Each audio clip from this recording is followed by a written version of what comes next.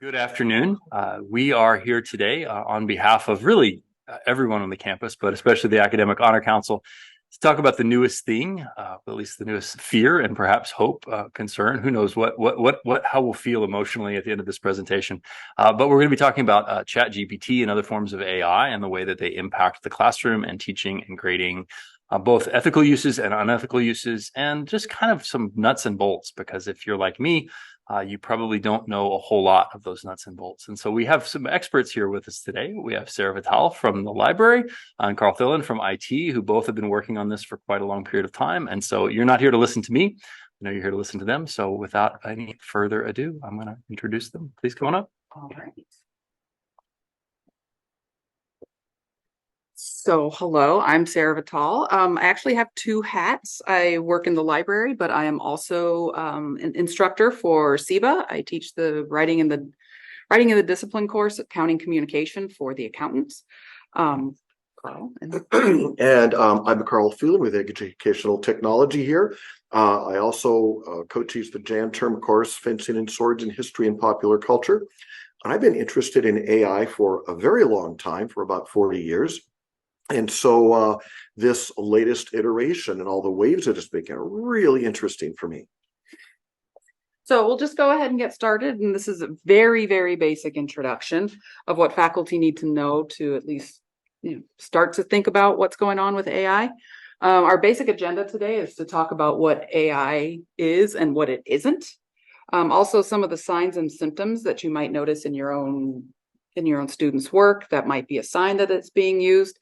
And also how to actually use it productively and ethically, because it's one of our faculty members responded to this invite that telling students not to use ChatGPT is like telling them not to use spell check. It's a tool. It's no more dangerous a tool than a screwdriver is. A screwdriver was used to break my car window. That's not what they were invented for. We don't ban screwdrivers. We just make sure we're using them for the right thing. AI is one of those tools, and it is not new. We've heard about it ad nauseum, mostly because of our location. We are in the Silicon Valley, sort of. We're north of it, but we're in the technology center of the country. So we're hearing about it especially loud. But it is not a new thing. My background is communication, and we learned about the Enigma machine, Alan Turing, and the coining of the phrase AI in the 1940s and 50s. So it's been around a very long time. When I was in high school, starting college in the 90s, that's when chatbots really started coming about. And you could ask the computer a question, and it would kind of give you an answer in a weird mechanical voice. And it was like cool party tricks. Deep Blue became the big household name, playing chess and beating humans at chess. And Google was born in the late 90s. In the early 2000s, this is when everything just starts going at lightning speed, and we get Siri, Alexa. Sorry if you're watching the recording and I just turned on your kitchen devices by saying those things. And iPhones, Google advances and became ubiquitous. So Google became a verb to Google something. And then last year, that was when, oh my God, what is happening? The world is ending. What is this ChatGPT thing? It was introduced to the public. It had been rolling for a long time, but now it had a public interface that people could use. So not a new thing. It's been happening for a while. I share this with my students because even though they are young in the new generation, we know that they consume technology very well, but they don't always understand technology like we think they do. They're really great at watching TikToks and making TikToks, but sometimes they're not so good at some of the other things. So I share with them, what is AI? We're using this kind of as an interchangeable word for things, and Carl can step in here as well. But artificial intelligence in general are systems that can learn by themselves. So we put them in a bunch of inputs, it learns something. Under that, a kind of artificial intelligence is machine learning. And that is where the machine not only learns, but teaches itself. And it gets like super complex and lots of inputs there. Under that, a kind of machine learning is deep learning, where it gets even bigger and more involved, and models that produce new content based on what they've been taught and based on what they learn. So each time we go deeper, we get a little bit more specific and much larger in complexity. And what we're talking about today, I mean, artificial intelligence can also be the weird robots that have learned to walk upstairs and all that weird stuff. But we're talking about generative AI, which is one part of deep learning, machine learning. And specifically under that, of all the different kinds of generative AI, we're talking a little bit more about large language models. So that's overly simplified explanation of AI, but this is where we're at. Just one of those little small pieces of the whole universe of AI. Anything to add for that, Carl? Just the sort of technological underpinning of this is a concept called a neural network. And the idea is we know that our brains are networks of neurons that are all connected to each other. And so back in the early 80s, somebody said, hey, I wonder if let's make a computer program like that. And we'll feed it, they started with history. And so they fed it history text, and it parsed out words and concepts and tried to make connections between those. And one of the things that it figured out was most people are famous. The reason being that in the text that it got fed was all about these famous people and what they had done. And so this falls kind of into the deep learning. There's some other flavors of sort of parameter learning that fall under machine learning. But so this sort of trying to take things and make those connections falls under deep learning and then gets more complicated. Back in the 80s, neural networks were kind of new and kind of interesting. And now more and more research have come up with lots of different types of neural networks. Funny thing, they all have 3-letter acronyms. So, but anyway, just that's the underlying technology. So we're basically teaching computers like brains operate. So they're starting to operate more like brains. So specifically, and again, mentioning that this is just one kind of artificial intelligence, we've been the last 10, 20 years been using artificial intelligence every day when we turn on maps. It's not smart. It hasn't mapped out every direction. It makes it up on the fly as we go. That's artificial intelligence. And as I've always told students, artificial intelligence is only as good as its model, and you only know it's wrong when you know it's wrong. So if you're going into a new topic and you don't know what's right and wrong yet, you're not going to be able to correct it. My most famous example is going towards Oakland through the Caldecott Tunnel at the very last minute. Google Maps, Apple Maps both say keep right. You haven't had to keep right for almost 10 years since the new tunnel is opened. It's old. It doesn't know that. And every day I'll see someone shoot all the way across the lanes. It's like, they don't know you don't have to keep right, but I do. So they're following the instructions because they don't know. Same applies to things like the large language models, and which we're going to be talking about. AI language models use massively large data sets to understand, summarize, generate, and predict new text content. And it's really based on the traditional language models that uses probability of distribution over a sequence of words. It's basically putting words together that usually come together. It's like super big, giant, huge algorithms say language models. Oftentimes those two words come next to each other. So I'm going to make a new sentence that puts those words together. But it does it over massive scales. So it's getting better. Note that ChatGPT is one example. It's a brand name like Xerox, Kleenex, Coke. It's not a thing, it's a brand. It's one specific kind. There are many other kinds of things. But it's really important to know what AI isn't. It is not an answer machine, and it's not a search engine, which is one of the things I'm having to inform students in the library context, inform students of often. You're not going to search for your answers in ChatGPT. It doesn't find answers, it generates them. It's not infallible, it's not complete, it's not current. The data set that ChatGPT in particular uses is 2 years old. So it's it's old. It's pulling in old data. And it's not truly creative. It's not thinking it, even though we think, oh, write me a story in the style of this author. We think that's creative, but the style of that author was the true creativity. That's where the creativity lived. So it's not this complete answer machine or this complete, revolutionizing, making everything better. It's just kind of a novelty in some ways. But the most important thing is, it's generating the answers. So some of the signs and symptoms, if something may have been generated with something like ChatGPT, is that it's vague and general. Because again, it's not answering, it's not pulling in an answer that matches your question. It's generating text based on these words typically go next to these words. So it's not going to be very specific, very vague, very general. Sometimes they throw in some flowery and meaningless phrasing. Like, what were some of the examples we've had? It's like of the Omelas. Oh, like, so some of the hallucinations were, I asked it to write an essay comparing those who walk away from homeless with those who stay and fight. And those who walk away from homeless, that's all very good, but it made up some total mistakes about those who stay and fight. It said it in a city named Skye and had a character named Ysedra.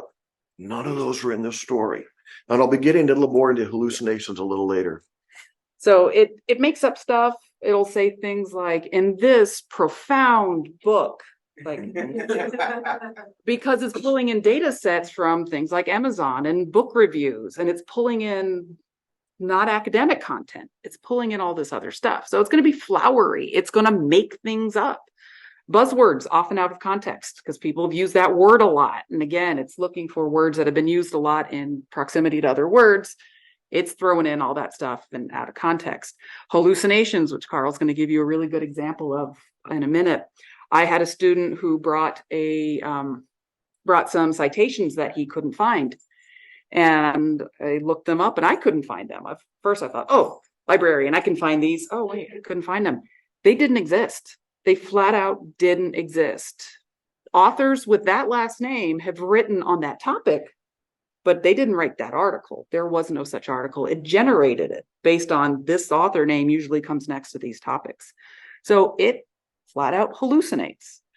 And I mentioned this as well earlier with someone we were talking in here with, that we keep saying, oh, it'll only get better. The technology will get better, but the data sets won't, because it's probably going to get worse when it starts pulling in data that has been artificially created to begin with. It's like making a photocopy of a photocopy of a photocopy. Eventually, you can't read the thing anymore. That's what could be happening. If no one's creating original content, things are going to start getting icky. There's a couple examples, and we'll share the slides. Bing's search bot went bad in, I think, one day. Because it just started pulling stuff it taught itself, and it taught itself badly, and it went downhill fast. So that is something to be aware of, especially when people are very excited saying it's only going to get better. The technology will get better. We do have to be worried about the data set that it's pulling from. So to illustrate some generative AI hallucinations, which is a really fascinating part of it, Carl's got a story to share. Right, and this particular example of a hallucination is one that I figured out where it came from, and so I think it's a kind of a good illustration of how hallucinations work in particular, and how this generative AI in general works. So let me tell you a little story here. One of my hobbies is military history. In 1943, the Germans started this project. You see this small airplane on top of a bigger one, and the idea is the small airplane has a pilot. The big one is full of explosives.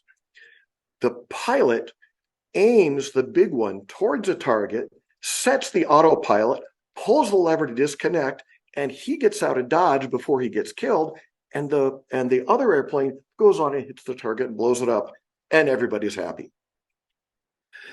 So far, so good.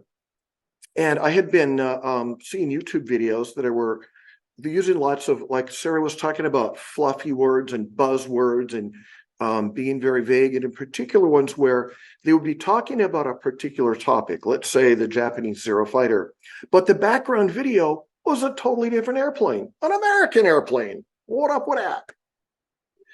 And I even found a guy he would take your money to teach you how to create videos using artificial intelligence.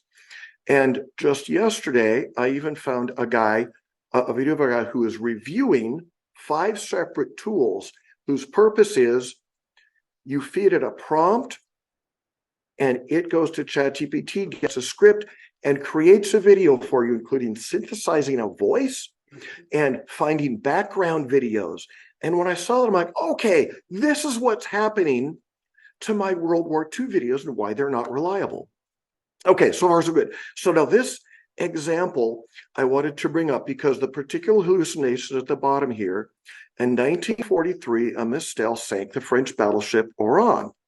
Now this happens to be a topic I know something about. Navy is one of my big hobbies. Like, I don't remember there being a French battleship Oran. I don't know all the French battleships off the top of my head, but I decided, let me take a look at that. So I went to Wikipedia and there was no such ship. Well, that's very interesting. But I did find this bit where Mistral pilots claimed hits. None of them match Allied records. They may have been made against the hulk of the old French battleship Corbeil, which had been included as a component of a Mulberry harbor in 1944 as part of the Normandy invasion. Oh, that's interesting. So here was my aha moment, where what the AI did is it took these 5 elements, the Germans' Mistral bomb that was started developing in 1943, reported to have hit a French battleship in 44. Now the French fleet, this is part of what made me suspicious, was so there had been a battle near Oran called Mars el Kabir, as I believe the modern name of it. So there was lots of French battleships in Oran, except that most of the French fleet had been scuttled in 1942 to prevent them from falling into the hands of the Germans. And then I realized, okay, he's using AI. He creates this video script and it associated points 2 and 4 and ignored points 3 and 5, got confused and came up with a hallucination. In 1943, Mistral bombs sank the French battleship Oran.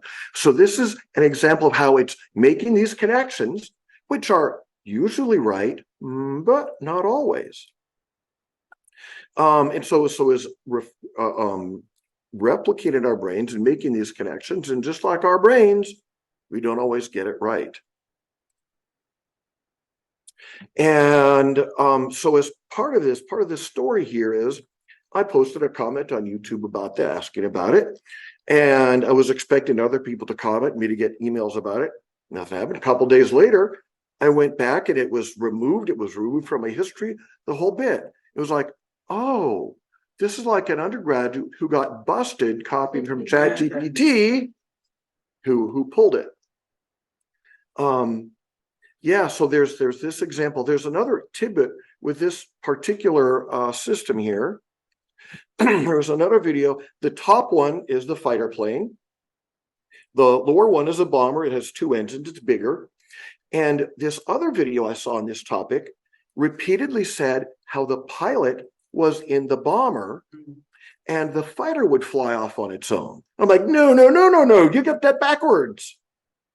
I haven't commented on that yet. I'm going to try a different strategy this time, but I'm not sure what.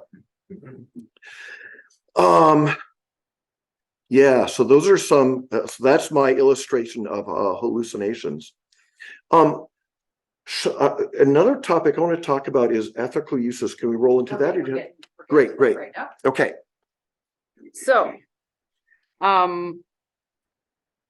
it, like I was saying earlier, you only know it's wrong if you already know something about it.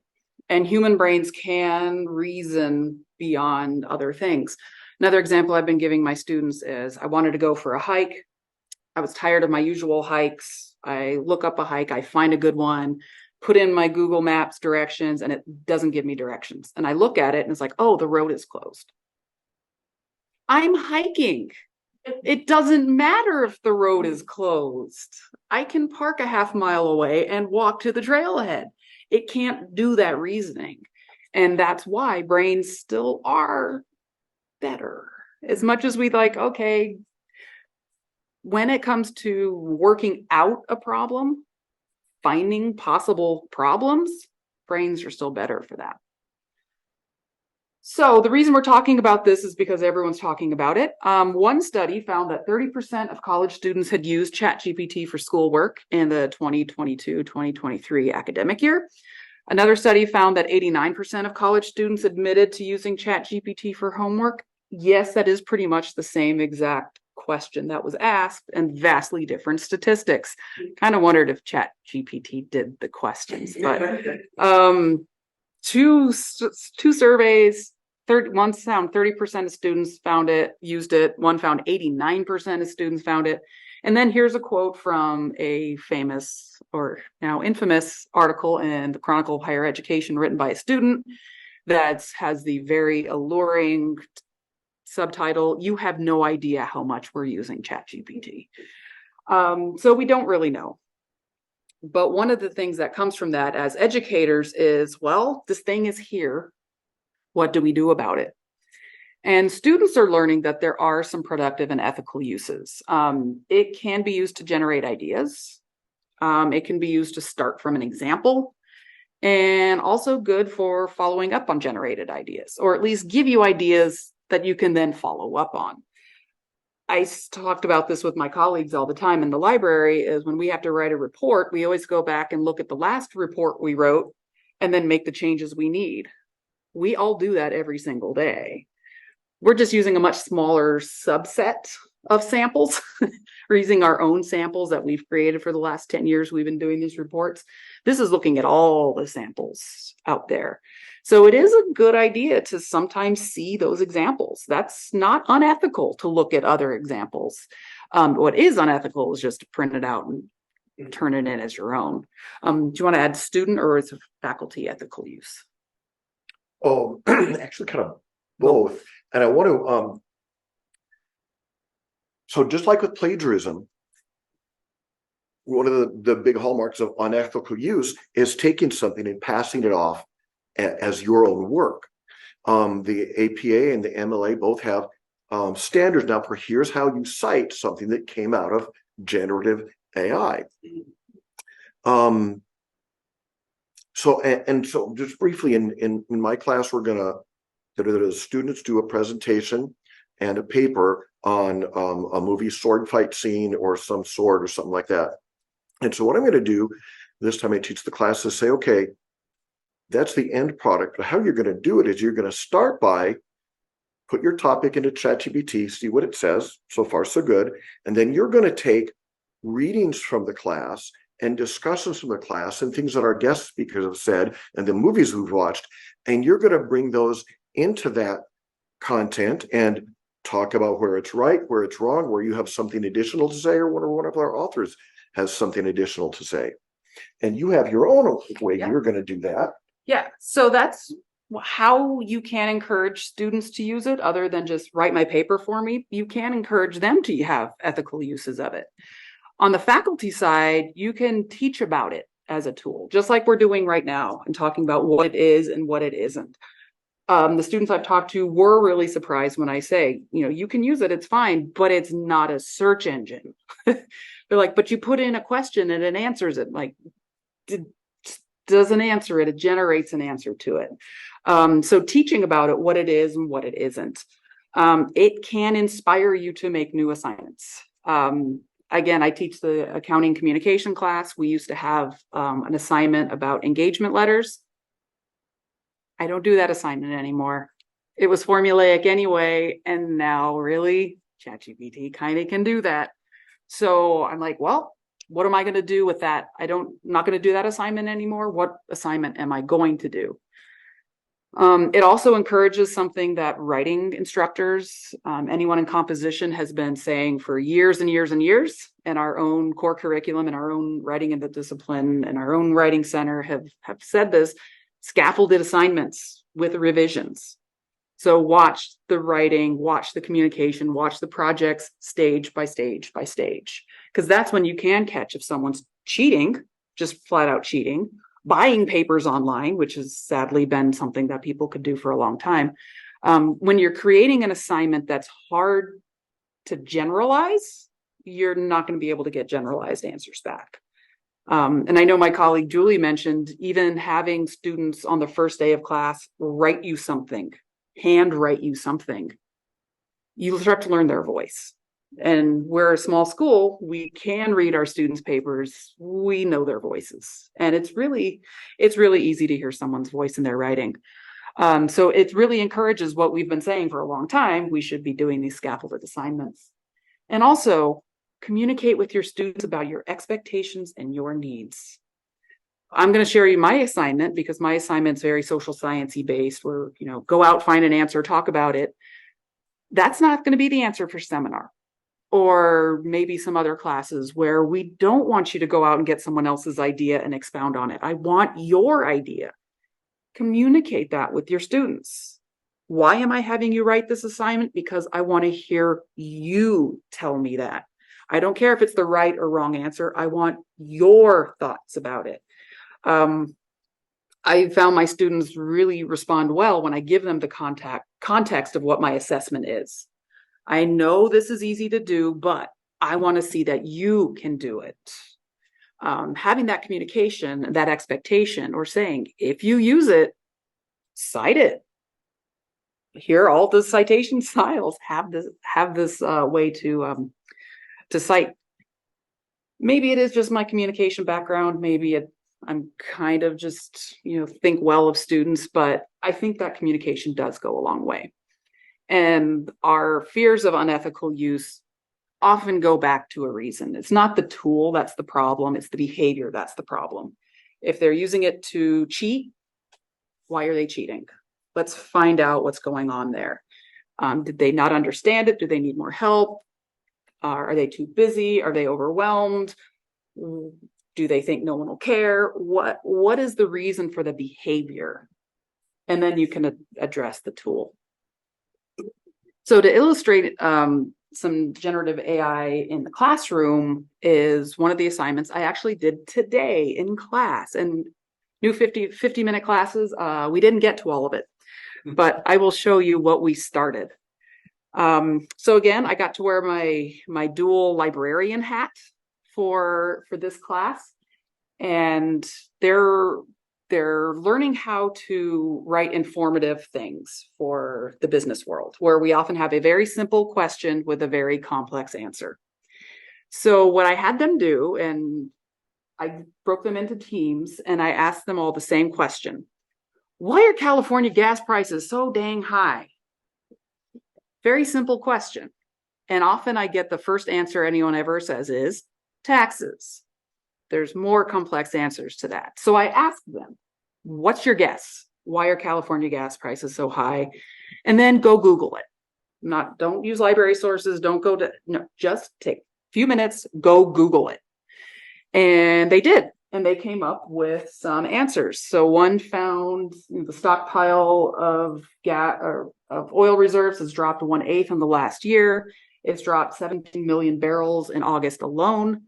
And then they linked to the source. This one was from Bloomberg News. This one came, I think, from some other cool YouTube they found. And this one came from the California government. Another group, they thought it's going up due to natural resources being diminished. So again, we don't have as much oil anymore.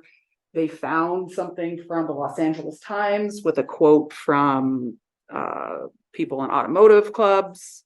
So they all found some answers. One of them was like, it's the geopolitical factors, and we don't get Russian oil anymore, so it's going up. And Chevron said it's $100 a barrel.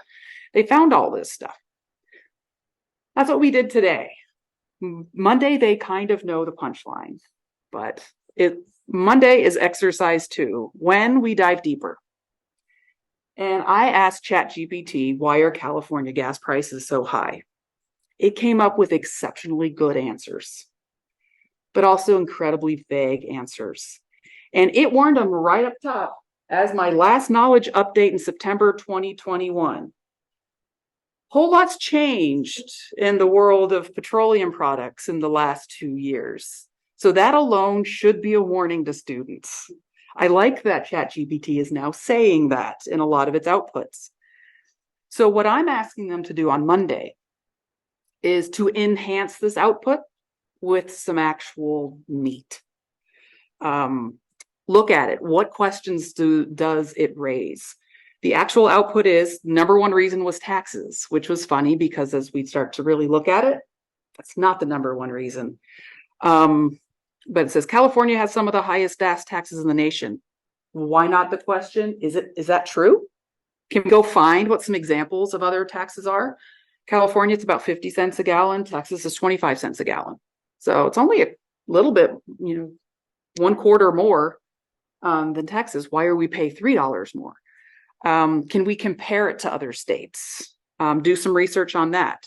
Next one said environmental regulations. California has stringent environmental regulations, including requirements for cleaner burning gasoline blends. Okay, that's also true. We have a different formula.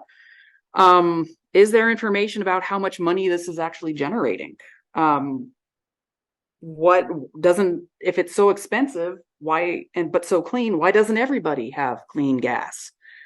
So we can start asking it and filling in those gaps of any questions we have. As I was reading down this one, natural disasters. California is prone to natural disasters like wildfires and earthquakes, which can disrupt supply chains that lead to temporary price spikes. When was the last time one of our refineries shut down because of an earthquake? I don't remember when. When was the last time one of the California refineries was taken offline by a hurricane? Never. Maybe that's not a good example because or power, or fire, most of them are on the coast and they usually aren't taken down by fire. So even though it's generated this idea, California is natural disaster prone, we live here, that actually hasn't had much of an effect. So when we start asking the questions of the output, we get a little bit more. I anticipate we'll be able to cut this list down to maybe 5 when we work on this on Monday, because the transportation costs and the geographic isolation are pretty much the same reason. It costs a lot to get it here because we're geographically isolated. So using this prompt and using the research that we know how to do, we can make this better. So it's not running from it, but it is very much demonstrating how vague it is and how it should be improved and used to generate ideas. And you can dismiss some of those ideas as not really relevant. Can I point out a couple things? Yes. I want to point out, number one, that word significant up here. These kind of, as an example, the kind of vague words that come up. The other one here is it's saying these can lead to higher prices. Okay, but that's not how we usually talk, especially in a context like this. We want to say something like, this is probably 10% of the delta in the price, or something quantitative, but ChatGPT doesn't know, kind of making something up. Mm-hmm.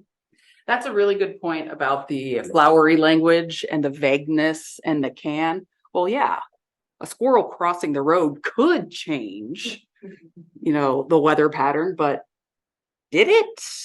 A lot of things can happen, but it very rarely has any of that definitive language. And at this level, we're teaching our students to research things, write things, and have some definitive answers. And that's a really good sign that this is not a human giving me this answer. It is something generated, pulling in a bunch of, don't hold me to this, but it could happen. Yeah, it could happen that an earthquake, knock on wood, takes down a refinery, but it has not happened in a very long time. It's not something we probably need to worry about as much. So that's kind of how I used it. in my own class. And again, we'll see on Monday if that pans out as I'm anticipating. So far it has. So first half of the assignment went how I thought. So we'll see. We'll rewrite that and we'll send it out to the campus. Our solid answer of why California gas prices are so dang high.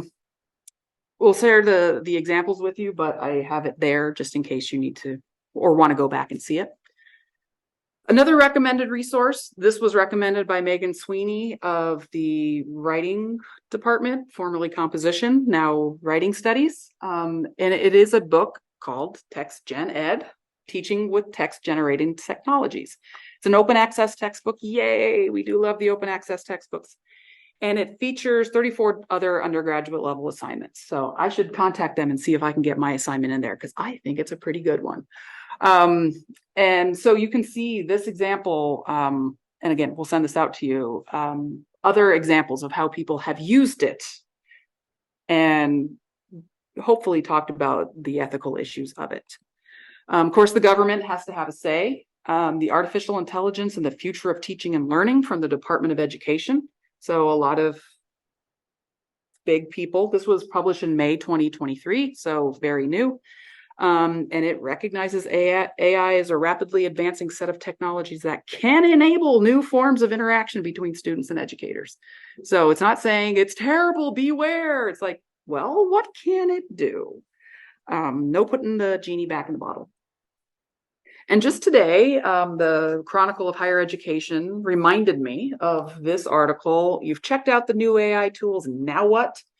It was an article they published this week, I think. And it's really, the author brings up that it ended up, she tried it in class and it ended up being a supportive tool rather than a replacement.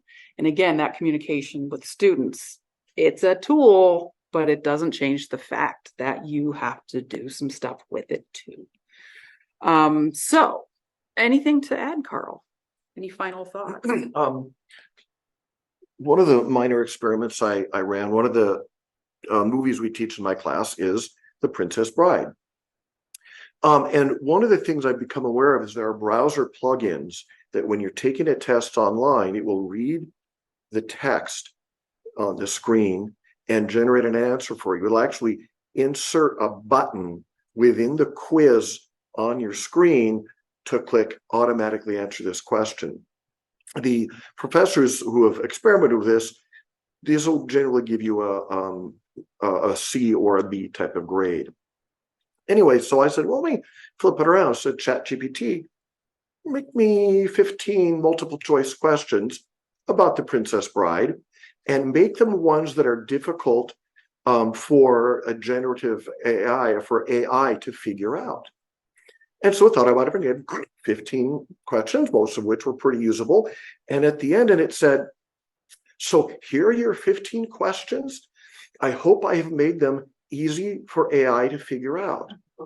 So it flipped that around, which I thought was kind of interesting, kind of another hallucination. But just another example of this, just as there's ways to cheat with it, there's ways to use it to your advantage and experiment with it, play with it, use your childlike sense of wonder to go, well, that's really cool, or that's really funny, or whatever it is. One other example I'll share is another very formulaic kind of writing are cover letters. And we do cover letters in our class. And instead of doing a how to write a cover letter workshop, I broke the students into groups, into hiring committees, and I gave them 3 candidates, 3 cover letters, and asked them to decide who they were going to invite for an interview. They all wanted to invite letter number 3. Letters number 1 and 2 were written by ChatGPT. And once they came around and I said, did you notice anything? And someone said, please don't say it was written by ChatGPT. I said, it was 1 and 2. And then there's like massive giggling in the corner. I'm like, what? And he says, I actually put the letters into ChatGPT and said, which one is better? And it picked number 3. It wrote number 1 and number 2, and it still knew that number 3 was better.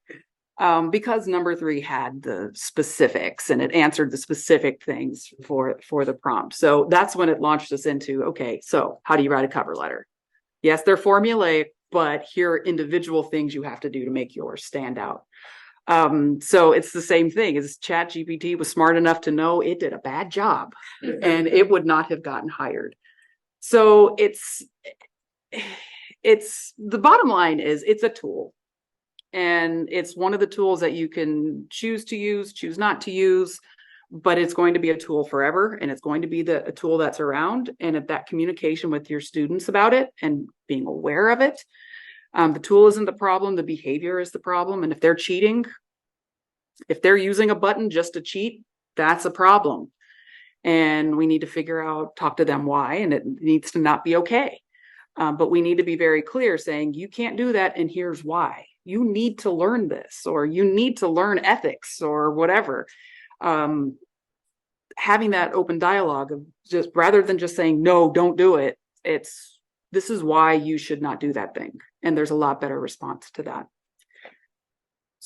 So quick and dirty is, we tried to keep it general. So there's very basic things. We're not going to get into the too technical side of things. Are there any questions for us while we're here? Or thoughts or stories to share. One of the things I ask sometimes, how many of you have had papers turned in that you're like, was this done by AI? Just last night, which is why I'm here, I was grading some assignments, and the first assignment I came to that had been submitted via the Canvas page, I thought this sounds way too formal than what I was asking for. Yep. And also, I've spoken to the student. This does not sound like the student. Perhaps they have a completely different writing style than speaking style, but that's not been my experience. So, yes. Communicate that back. Say, nice try. I want to hear what you have to say about this. And point that out to the class of why you noticed it, that this was way more formal. The tone did not match the tone I was asking for. And so they know that we're looking for things like that. We're not just looking for things to be correct. We're looking for things to meet all the different criteria. Tone is really hard for ChatGPT to get right because it's not human. It doesn't know how to do that.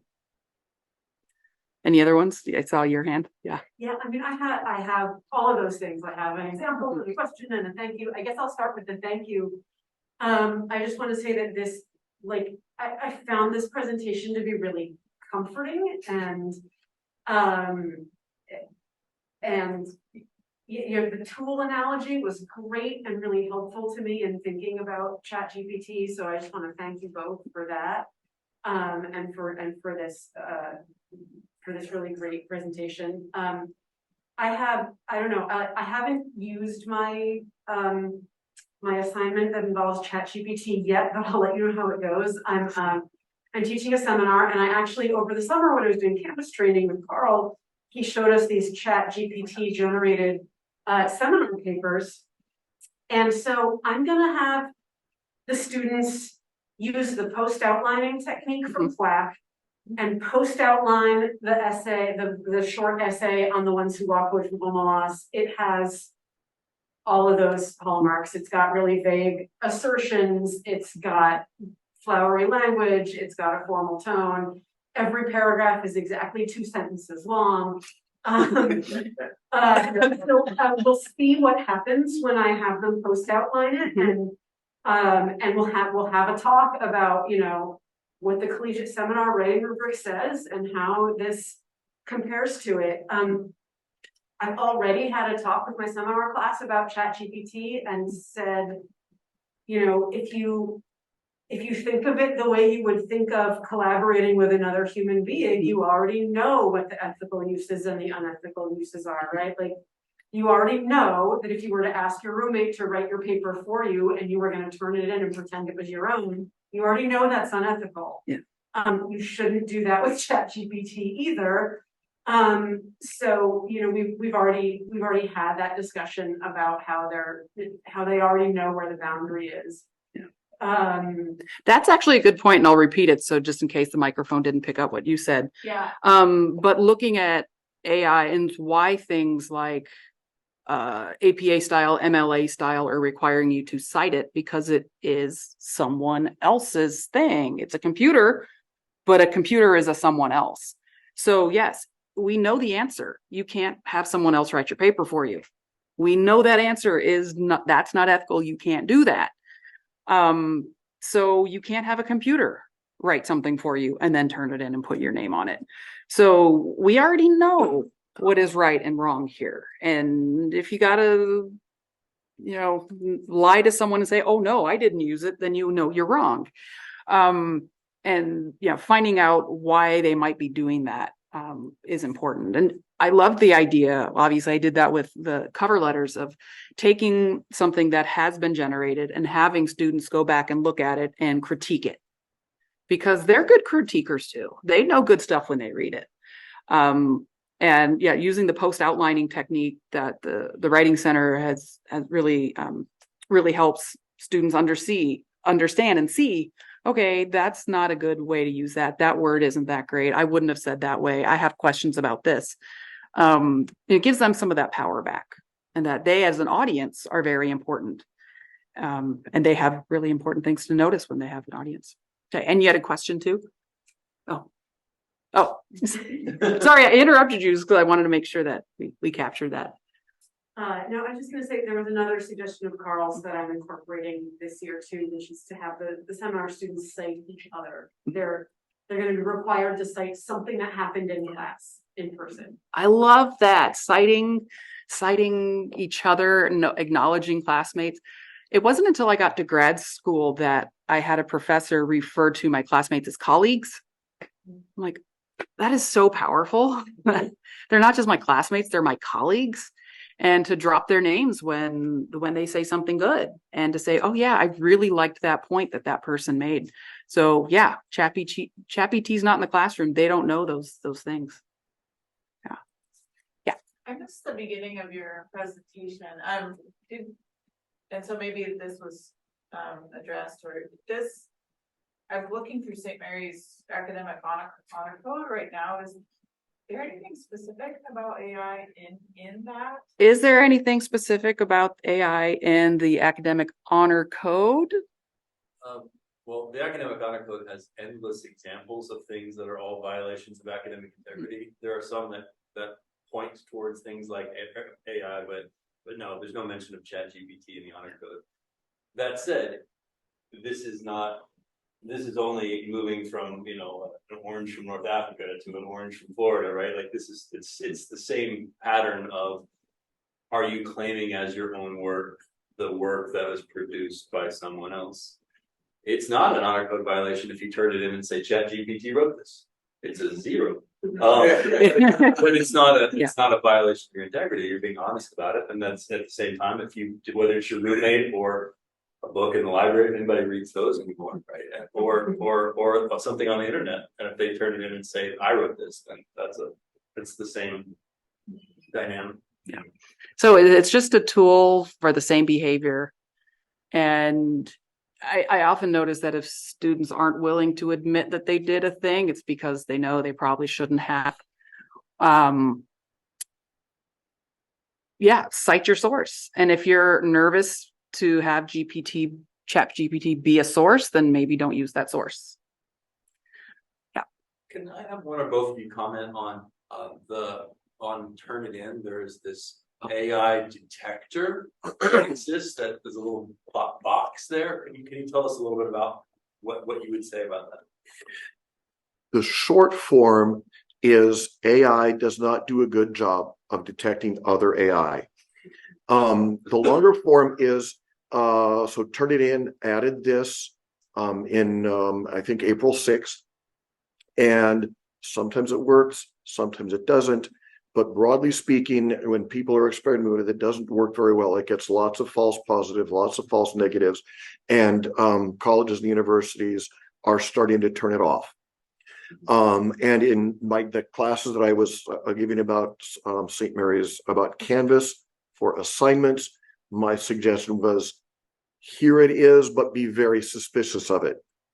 And so we might turn it off here as well. Short form is, yeah, setting an AI to catch an AI. So far, we're not there. So Kathy. instead you're looking for, I'm sorry, just instead you're looking for your other flags.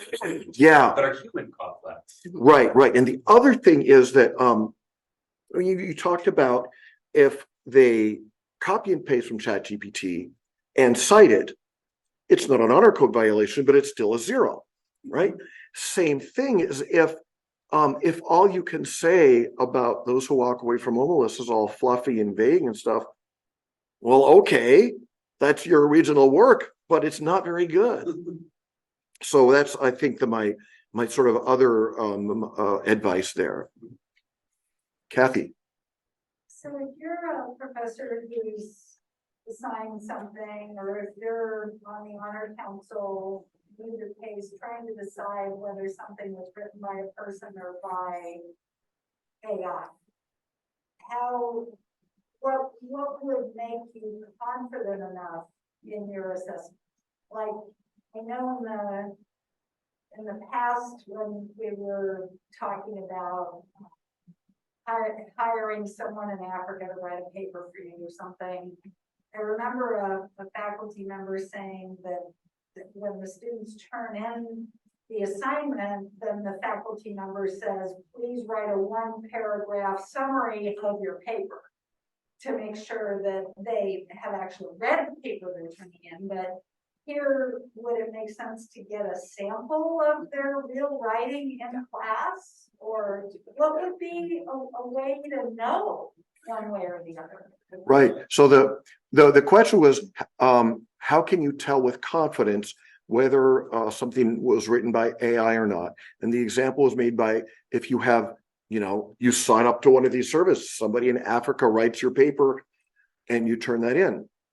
And one of the examples of a way of dealing with that was make the students write a 1-paragraph summary of that paper by way of showing that they know what's in it.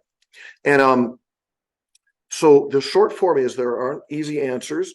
I'm going to go back to the list of flags that we can look for, in addition to hallucinations, because occasionally you'll see a hallucination, something copied pasted by a ChatGPT.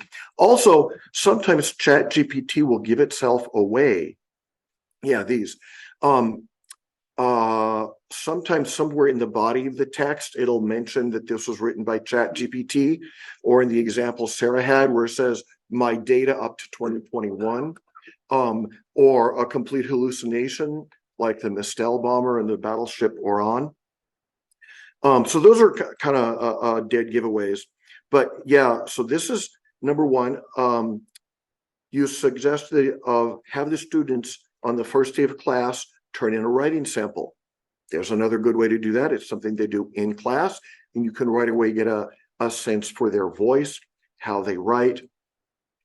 Another thought, there was an example where there was a discussion forum that was a 2-part response. And one of the 2 parts was very formal and stilted, and the other one was spot on in that student's tone, complete with grammar mistakes and spelling mistakes. And the teacher was kind of suspicious. At all events, just as with suspected plagiarism, step 1 is talk to the student, preferably face to face, and let's talk about this and see. I can't remember, one of the professors had something like that this spring, and she brought in the student and they talked about it, and the student sort of, his shoulders slumped and his eyes went down, and so we understood what happened there. And if I recall, in that context, she gave him another chance. She didn't take him straight to the Academic Honor Council. So you have a certain amount of flexibility there, I think. Another one is the scaffolding of the assignments, of having it written in multiple different parts so that you can see it transition. Even if it's like, okay, this week, tell me what your topic is. give me 3 sources that you're going to use or you want to use. Next week, show me like your introduction paragraph. And so little bits at a time kind of shows that if you try to say 1 week, give me an introduction to my essay, and the next week, here, give me a conclusion, they're not going to be the same voice, even in the computer. So it's not going to be great. And you can see those little tells there. And then, yeah, the scaffolding, the looking for those cues, having a writing sample. I always have the first week of class, the first assignment is a writing sample that we then use at midterms for them to go back and revise so we can show off what they've learned. And I tell them, I'm grading you that you turned it in, you get full points. I write it as you write it. I don't care. I want to see if you're going to make grammatical mistakes. I want to know what we should cover. And that way you do get a real voice. And if they go from that to like Nobel Prize winning type essay, we got something that we need to look at a little bit more. And again, at a place like St. Mary's where we're small enough, we can notice that. We're not grading 50,000 papers in one weekend. We can start to notice that and communicate it. I expect you to turn in your own work. It doesn't have to be brilliant. It has to be yours, so that I can see what you're learning. It's an important part.